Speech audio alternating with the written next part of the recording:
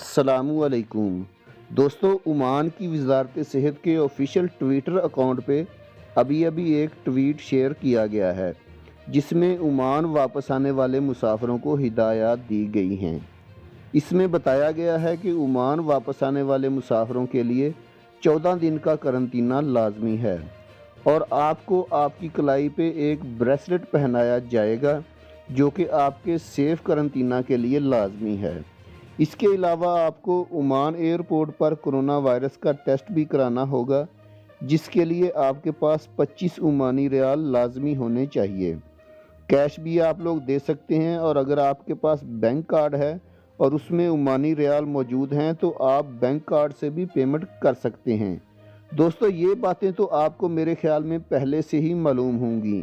جو بھی میرے بھائی عمان واپس آنا چاہتے ہیں میرے خیال میں یہ باتیں ان کو پتہ ہوں گی، لیکن ایک چھوٹی سی معلومات میرے پاس آپ لوگوں کے لیے یہ بھی ہے کہ اللہ کرے آپ لوگ خیر خیریت سے عمان واپس آئیں۔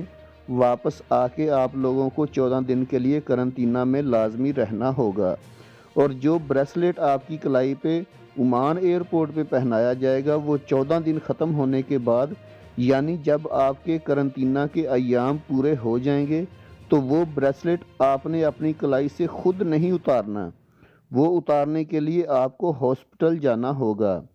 میرے ایک دوست کی پچھلے دنوں قرنطینہ کی مدت پوری ہو گئی تھی تو اس نے وہ بریسلیٹ مسقط میں بوشر میں ایک ہاسپٹل ہے NMC کے نام کا، تو اس نے وہ بریسلیٹ وہاں پہ جا کے اتروایا ہے۔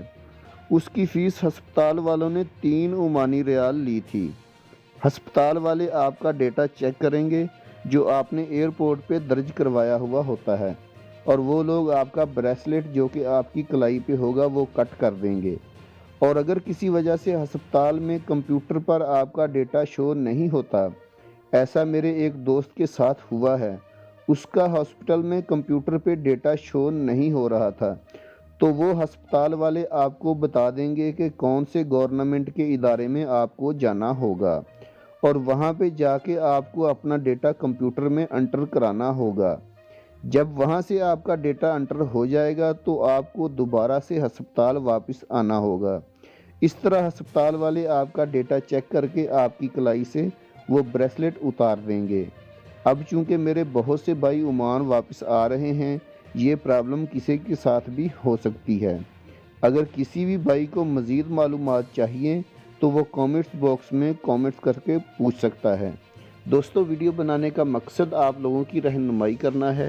ویڈیو اچھی لگی تو لائک کر کے چینل کو سبسکرائب ضرور کر دیجئے گا تاکہ آنے والی انفارمیٹو ویڈیوز بر وقت آپ کو مل سکیں۔ اللہ حافظ۔